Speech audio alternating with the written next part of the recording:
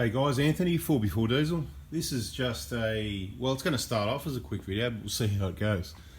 The idea of it is, there's been a few people saying, oh, you know, how do I know if my E-jar is dirty? How do I check it? What do I need to take off? So this is going to answer those questions. If you watch the full E-jar clean video, I suppose you already know. So hang around if you just want some entertainment chit-chat. There's going to be, of course, some information as we go. Shouldn't take too long to get in and have a look at the E-jar valve. We'll see if we don't get an interruption from a phone call or or it goes flat. One or the other. Not really that prepared. It was a bit of a last-minute idea, but I've made a little head start at the moment. So basically, on a Hilux or a Prado 120, you need to remove the intercooler. So the first thing we've done, we've removed the top clamp from the top of that hose at this side, and that's dropped down. Okay, over this side we've already started removing wiring loom because we're doing injectors on this one and the E-jar or intake, whatever the case may be. So we've made a head start. I've taken this plug off because we're going to remove the intercooler, right? So to keep it simple, normally you've got a cover over the top here, right? There's 5 bolts, 1, 2, 3, 4, 5 nuts or bolts depending which car. I've already just loosened off these clamps, so they are loosened off, believe it or not. I'm just going to take the wiring, look careful with your plugs as always, just gently push that enough and you just, usually things work pretty well. Not always, but usually. Okay, so they come off like that. Release the clips carefully like that. Don't just go yanking and busting things off. So we're just going to, you probably only, to take the intercooler off, I suppose that's all we need to do. So for this part of the video, I won't take that clip off, but normally, look, I will. If we're going to do more works or injectors or you just want to get it out of the way. Now, I just want to say this vehicle is 10 years old and it's cold weather. These clips have gone quite hard. I can feel it already. That it's not going to be one of the easiest ones. So we've got to make sure we've got it pushed in before we lift up. And even then it can be hard enough. So we've got one side. We'll try and get the other side pushed in as well. And then, of course, the whole thing comes out like that, right? And it's quite stiff. This is what happens once they get older. It's not bad, you know, that joint, but there's a lot of other, you know, there's bracket works and whatever. So while we'll unplug the E-jar valve, you don't, and the brown plug here, you don't have to do this for the intercooler removal, but I'm just doing it because that's what I'm doing at the moment, right? I just want to, my procedure is get everything off in steps. Now I'm just going to grab a flat blade screwdriver, a large flat blade. Now you need to be careful of this. I've never seen or heard of one broken, but people break things all the time, right? So the vacuum line you want to get off, you can just yank on it, but it's plastic, right? This is your MAP sensor. So that's the manifold absolute pressure is what MAP stands for. That's your MAP sensor.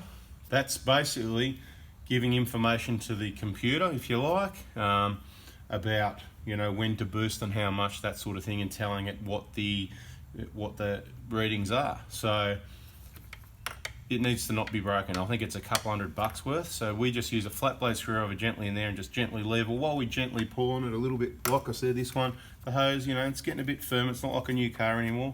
Out of that clamp there, just carefully. Oh yeah, this is, I've noticed this vehicle, yeah, that sort of stuff, it just didn't want to come out too easily. We're going to completely remove this, right? Which is what you should probably do if you're even checking your E-jar valve, and once a year or every service or second service, you should give this a clean. But once a lot of people sorting out the E-jar with that plate with a 7mm hole that you get off eBay, K-on 4x4, right?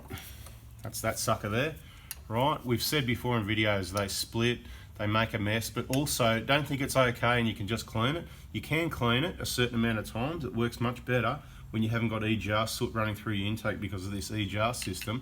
It stays a lot cleaner, but what happens, even when you clean it and it flows clean, there's still quite blocked that little filter in there. So we replace them as part of doing the injector job. So that's rubbish as far as I'm concerned. It's going to crack soon anyway.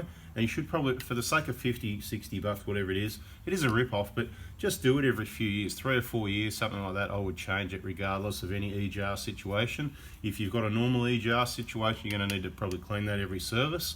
Will be helpful, and replace it every couple of years. So we're just going to go put that aside on the bench for a minute. See what I mean? It's a video just to show you how to remove the intercooler, but all this other information keeps popping into it. And this is the sort of thing that happens in the VIP group with those detailed videos. So back to removing the intercooler. We've got this side clamp undone. We've got that side undone. We've removed any plugs or hoses that are connected to the intercooler. So So we've got 4 bolts left. I'm going to get the impact driver just to try and make it a bit quicker so we don't bore you. And that's generally how we roll when removing things, because it's not going to hurt anything. Always using that 6-point socket, right? Not a 12-point. It's not going to slip on these sorts of bolts, but it's just good practice to use the correct tools. Now, next tip is, look, this job, I don't want to say, oh, you know, I'm the best or anything. I might make it look hard, I might make it look easy, okay? Maybe you're better than me, you can do it easier or better, but quite often these bolts don't come out. So that one came out. See that one, it's kind of not coming out. It might come out. Even the rubber there is kind of worn away. That's interesting. I think someone might have sort of, yeah, we'll have to get that off and have a look. But look, this is the deal, right? You pop your flat blade in between the top. The top washer is what sticks. Once you do that, see how easy it comes off. On the Hilux, you can just sit the bolts up there, because we're not taking this plastic shroud off up the top here like we do on the 150 Prados. That doesn't come off on the 120 and the Hiluxes. We don't take that off, right? So look, this one, a little bit stuck. No point yanking around and busting anything. Just gently separate that washer. See, it comes straight out. Right, so there's a technique and a procedure, and this is what you get to learn. You might think, oh yeah, I can change my own injectors, I can rebuild my engine or whatever. You might be able to do that, and that's awesome. And you may have a lot more experience with it than me, but you might not have done one of these before. You might not have figured out the best ways. That's a bit choppy there, so we'll have a look at that, but not too sure what's going on there. There might be an issue with the moulding of the intercooler, but anyway, it doesn't matter anyway, because it works fine, so I'm not going to worry about that too much. We've got all the bolts out. Now the next step of the procedure to remove it is carefully, do not grab this, but grabbing the whole plastic there, sometimes, and of course you're right in the way here, as usual, so it's going to make it awkward for me, but normally that sometimes might move. If it doesn't move, that's where we bring our heater hose tool thingamajiggy in, and we carefully get under these hoses without damaging them, because it is easy to damage these hoses. We've seen damaged hoses before, and this is normally used for heater hoses or any other type of hoses like this, and that's what it does. It separates it like that, right? So it cracks that seal, and we could do that at the other side, but if you haven't got one of those tools, you might be able to really gently get a flat blade and put it in there and work it around, but just don't scratch the bugger at it. Take your time. Don't be in a rush. This is the problem. People rush things and they do damage. But once you crack that seal, that'll just pop forward like that. A slight amount of upward pressure while you pull it, so that these aren't getting caught on the brackets and stuff, right? And when you get to there, see that how it wants to flex back? That's that rubber hose down there. There's a seal that isn't cracked yet either. Remember we said we can go and crack that? Now I can go and put that tool in. I'll do a quick demonstration. I'm not going to do it though, because I'm going to assume that you haven't got one of these. So I can put that in there and just easily crack that seal, and that's what we normally do. But let's pretend we haven't got one. We're able to get in here with a screwdriver and just gently sort of loosen that up and pop that loose. I can tell you, with enough twist, it cracks the seal, okay? And I've never damaged one of these hoses down there when doing this, okay? And we've done it a few times, tried different things, right? So you just give it a little bit more.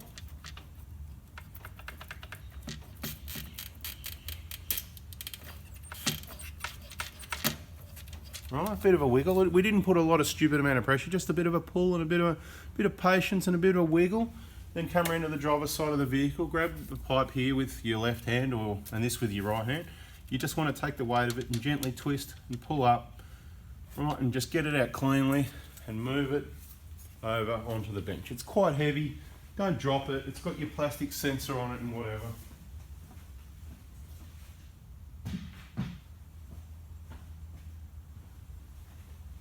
Grab a couple of rags and cover over those holes on the intercooler.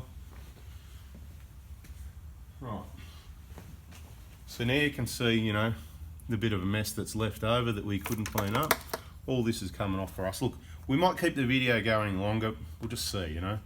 Like I said, how about we keep it going until the next phone call interrupts or the battery goes flat, one or the other.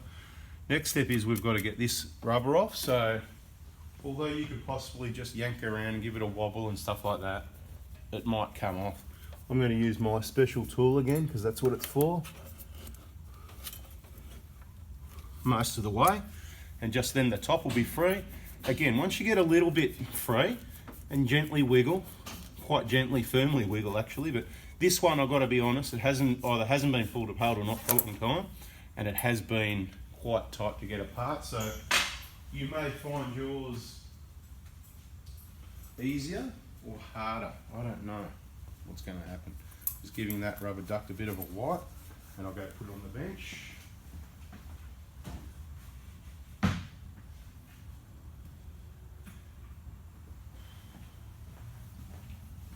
Right, and we just give this a bit of a wipe. Sometimes, look, with the oil situation, there's very little amount of oil. Where does the oil come from? Let's just quickly explain it. Just quickly. We've done it in other videos. As I always say, you need to go and watch those. That's where the information's at. I can't fit it all in this video.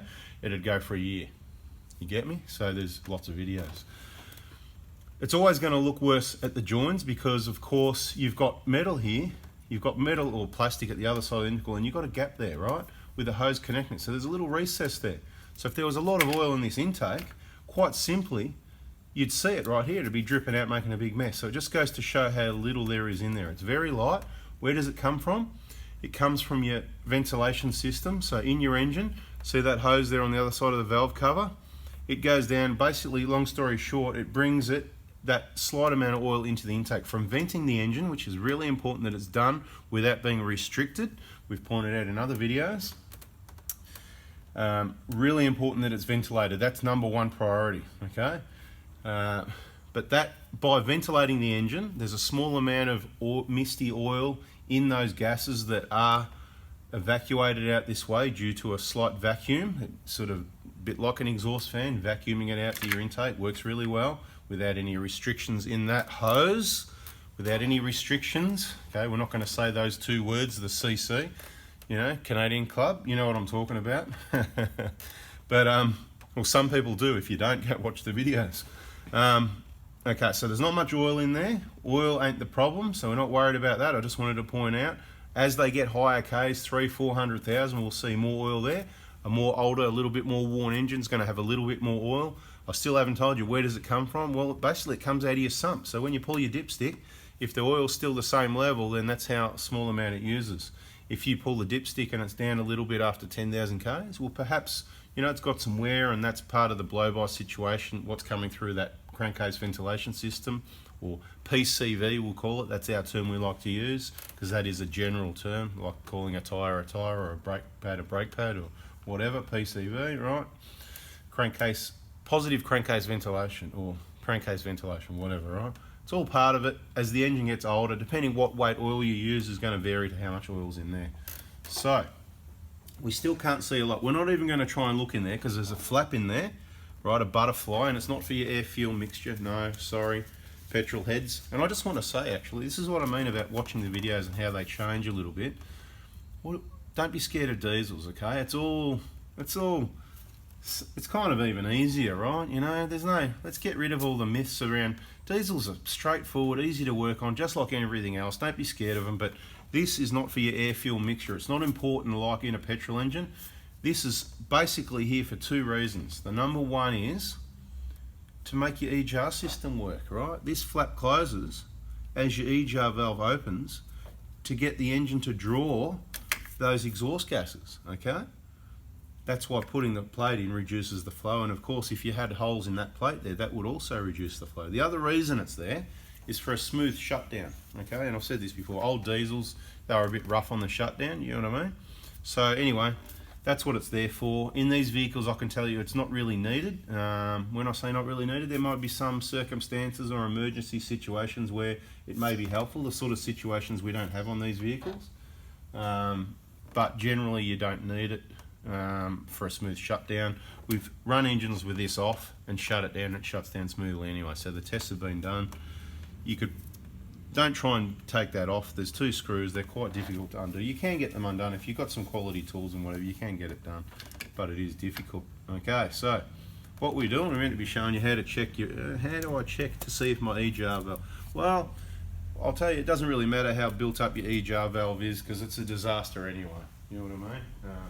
You're feeding your engine, I'm just going to grab a couple other tools, you are feeding your engine very nasty,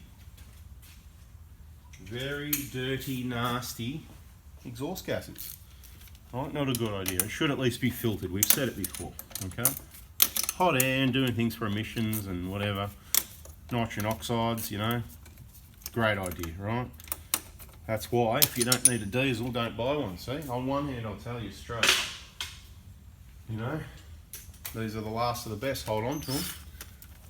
But diesels are bad, and look, I think they are getting better, and all the systems they use for the emissions and the EGR and stuff like that is a bit different. You know, the 1GD is a lot different to this kind of setup. Sorry, compressor, you get that?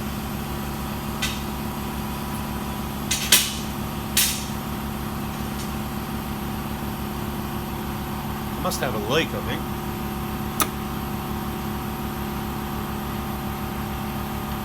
Come on, Ingersoll Rand, get the job done. Must have a leak. I'm just going to go and have a listen and see what that leak's at.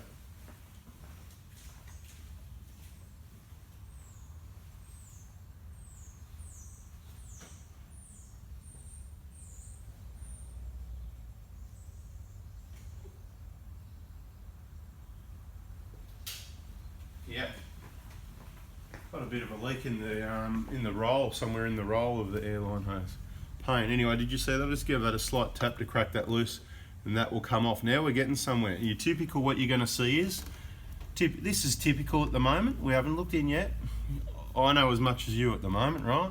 So that's your typical. You're going to, with the plate in there, you don't get into that. It'll stay that sort of brass in colour. I believe that's a piece of brass there. So we're going to go and put that on the bench with the nuts and bolts that it came off with.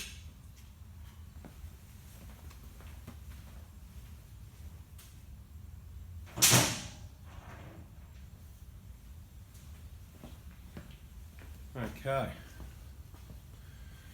Carefully you take this gasket off as well. Now I've said before, if you're doing your EGR clean and stuff like that, a lot of these you can wipe. See, there's bugger all, there's one little bit of flaking right on that outside edge there. It's not going to matter.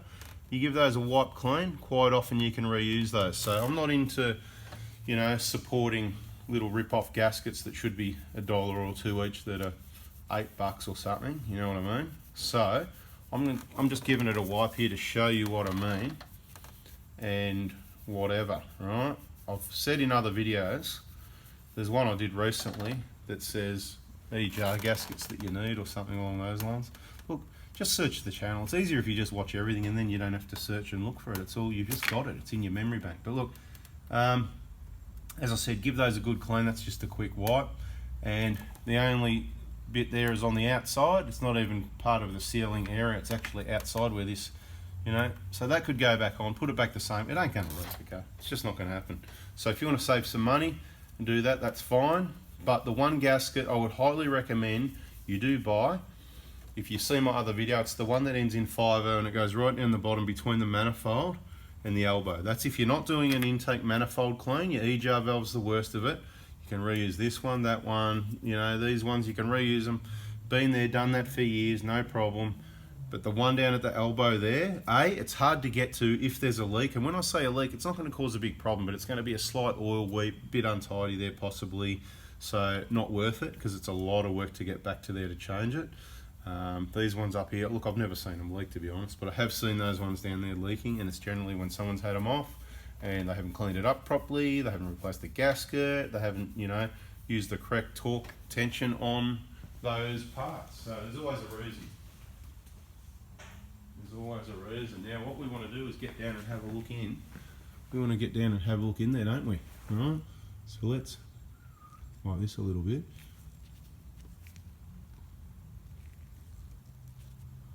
Right, let's get another light. Let's get this light will do. Okay. And what does it look like? Well, I'll put this light in place. I don't know if that works. You probably get a whole heap of reflection here. I thought so. We can get it. Look, it doesn't matter, mate. You know, you've seen, I've done other videos. Look at all the older videos. I'm not going to keep doing videos for 10 years on the same, showing you how dirty an EGR valve is, right? It doesn't matter. It just doesn't matter because it's been done. You need to go and have a look at those other videos. They're all there. They're still pretty well relevant. Some of them get a bit updated with some new information. That's why you watch the new ones, but and you'll work it out. If you just watch the whole lot and follow along, you'll go, yeah, okay, well that's changed a bit, you know, or, you know, whatever. But generally, you know, that's what you're looking at. So you can watch the full detail jar clean video, because we've got that one. You just search on my channel. Again, like I said, don't watch other people's rubbish, because, you know, you get a bit of misinformation. I'll give you the right information, okay? So there's one called, I think it's called Full Detail jar clean. So if you Google that or search it on YouTube or search my channel, absolutely you're going to find it. Full Detail jar clean. Watch that whole video. That is, well, they tell me it's gold, it's awesome. So many comments there saying, you know, how helpful it was. So obviously that's what it is. We can only believe what everybody says. Of course, the haters say other things, but, you know, you get that. But there's not many of those, fortunately. So anyway, Full Detail jar clean if you want to keep going. If you want to have a look at it, that's how you have a look at it. This one, it doesn't look too bad, okay? So I'll tell you straight, it doesn't look too bad. So what does that mean? Does that mean we're not going to clean it or something? Right? Does that mean we're not going to clean it? Look, it's going to get cleaned anyway. It doesn't matter whether this is, oh yeah, mine's really good, or mine's, oh no, it's caked, it's really bad. It just doesn't matter, because it's still got about the same amount of jar. It's just, it varies for a number of different reasons. We've given up on trying to work it out. It could be the fuel you use, the way you drive, could be the oil you use, the age of the vehicle, the kilometres, whether it does short trips, long trips. There's a whole lot of contributing factors, no doubt. But every time we think we got a pattern with it, that pattern changes. So it doesn't matter, right? If that's clean, it just means all the soot's going straight through your engine, wearing your valve seats, making mess in there maybe, whatever, doing damage. If it's filthy clogged up in here, it just means that, you know, a lot of it's getting trapped up here and caught in the oil. So either way, a lot of it's going through your engine, and I don't know, you decide if you want that. It's up to you guys what you do as far as the solution goes. A lot of people get remaps and shut it off completely. Of course, we don't recommend any remaps or shutting EJs off completely, but if you want to do that, you can do whatever you want. We just give the information on what works. A lot of people use that plate. Personally, I like the plate because it's a balance of the EJAR system still works, but it reduces the flow a lot. It is documented you only need a very small amount of inert gases to reduce nitrogen oxide, so that's good to know, and that's kind of the re-engineering of the system with a 7mm hole. So for this video, that pretty well covers how to remove your intercooler to check if your EJAR valve, how dirty it is, but as I said, who cares? On a 150 Pro, it's a little bit different. You've got that same throttle body there, we'll call it, and there's an alloy pipe that goes down here to your intercooler hose, so it's kind of a lot easier. You just undo the clamp at this end, the clamp at that end. You've got a couple of plugs on it as well, just like the other one, and there's a couple of mounting bolts around about here, and that alloy piece comes off. I bend the intercooler hose at this end, tuck it under the radiator hose so that it doesn't get anything falling down there. Take that off just the same, and you can have a look in there. Now, this isn't a full detail EJAR clean video. We've already done that, so we should probably stop it right there. But seeing as, you know, we just like talking and giving you the information and helping out where we can, and we know a lot of you like watching these videos, I'll just keep going a little bit further with what we're doing on this job, and it'll become general in nature. So if you like it so far, give us a thumbs up right now. If you haven't already, make sure you're subscribed and got the bell on so you don't miss the next important info. And you know, like I say, in the comments, put your questions there. Don't ask a lot of questions because we're flat out, but you can see if the questions have been asked, the videos will probably come up. The comments we really like is just, you know, the people that say thanks, that's good, then we know we're doing the right thing. Anything negative, we're just not even, look, you know, if it's really neat, it's just not even going to go up, right? If you put some rubbish up there, we're just going to get rid of it. You're wasting your time, okay? It's just not going to go up. So don't even bother writing it. If you got something good to say, that's how we roll. What we'll do now is we'll zip out those two. So this is a Hilux injector replacement job. So what we'll do is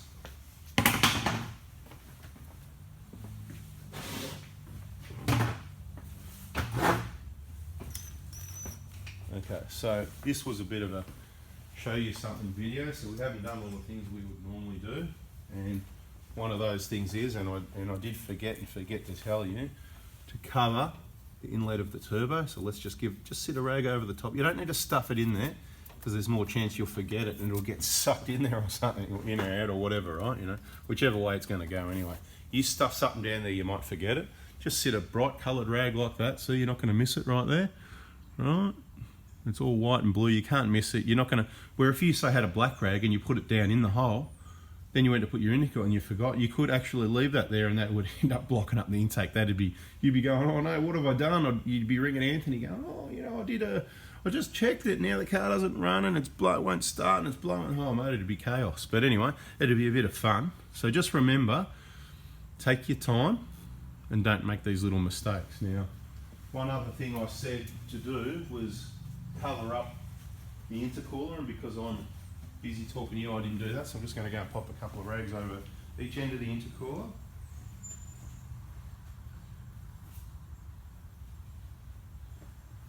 We've got a really clean situation going on here,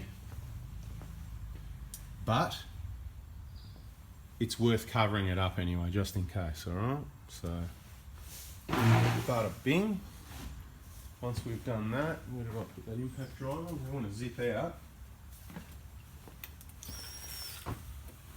We're going to zip out these two. And again, like I said, we'll just sit those.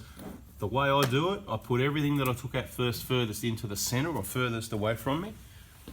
And as you remove stuff that's closer, you work your way closer, if you know what I mean. So that way when you put it back together again, you just work from the things that come off first, those parts and nuts and bolts, go the furthest away. A little bit tight. Wiring loom looks good, so that's a bonus. Alright, so that's on the Hilux, you can get the whole wiring loom off out of the way, which is good. Now back to one of those hard parts. Harder, whatever, I don't know. There's two clips in this wiring loom that allow us to get it out of this. It's clipped into the heater hose, so this heater hose here, it goes around along behind there, and you know, onwards it goes anyway. And they're quite hard to get to, right? And most people just grab that, yank it and pull it, but that's not how we roll. So we need to locate exactly where that clip is. We've already taken those off, that's good. There's one clip around this side. So the way to do it generally is, it's quite fiddly, you have to see it. The clip is, you're not really going to see me do it, so I'm going to do that's what the talk's about, the description. Just let me get it out first and I'll tell you how we did it. Well, there's one clip out, see? Don't expect it to happen that easy for you. The clip's directly behind the EGR valve. You get to it from this side here, and I literally, little bit of upward pressure on that side there, push the tab in at this side, lift it, and that pops out while holding it there, otherwise it'll pop back in. Round to this side, and then push that little tab at this side, round here, and then boom, the whole thing pops out, right? But we've got another clip, and this one's a bit harder. It's further down, it's in behind, upside down, back to front.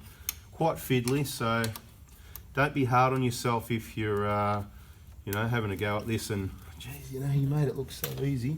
Because I'm telling you straight, it's not always that easy. This one is quite fiddly to get to. And I can't even see what I'm doing because I've got the light over there. Quite fiddly to get to. I'm going to see if I can get that tool into the clip at the top there. And, might even be, use the finger for that one, I think. Maybe. Where's that light? I'd love to bring that light over here. I think I might have got the top side of it. Let me go grab another light for a second.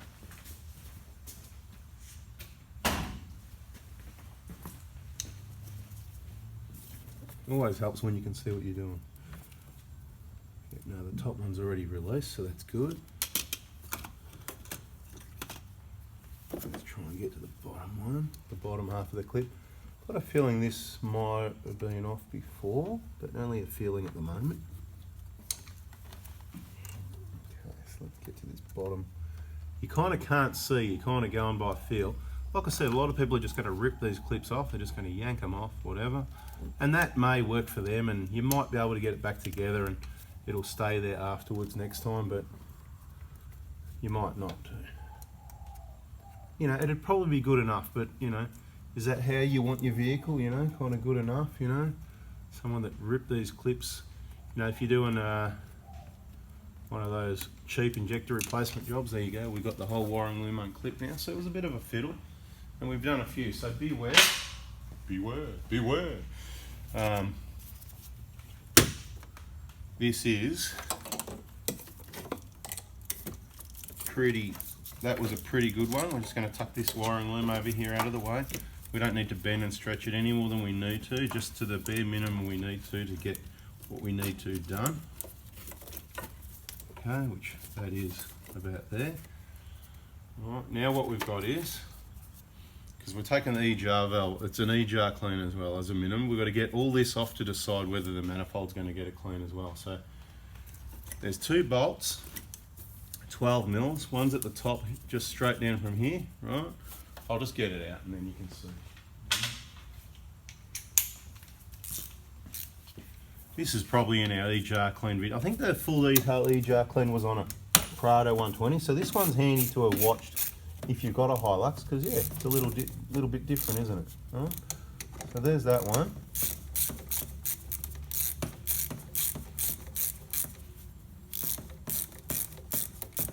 Right. There it is, that's what it looks like, and it's got 2 little dots on top, in case you're interested.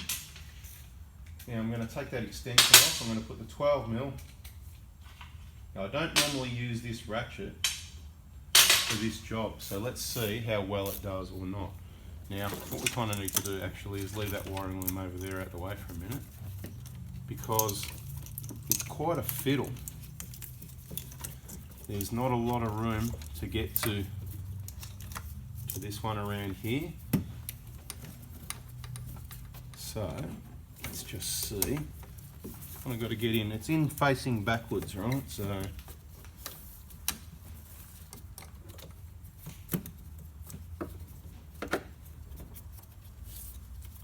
what we're going to do is go. There it is. Wasn't too tight, so that's good. Right, we've just cracked it loose. Probably easy now to get the ratchet out and get the hand in behind. Yep, finger tight now. So just removing that bolt slowly. See, it opens that up a lot more. Once you've got your intercooler and some of these things off, it really opens it up so you can see what's going on. So it is a bit of a complicated job and system like that. You know, I'm not going to say it's easy, but it's not that hard, you know what I mean? And I'll suggest the Hilux are probably one of the easier ones to work on. Now let's now tuck that wiring loom back out of the way again. Right, just over here out of the way. No more than what we need to, but it's pretty flexy to get it, you know, out of the way over here. So that's cool. Cool. Right, and then that in our full injector replacement video on a Hilux, I'm sure I've probably said to get that out of the way, we zip tie that back against that either the brake lines or the brake booster line there anyway. So get that back, otherwise it's just constantly sort of on top of your E-jar valve. You just need it back out of the way.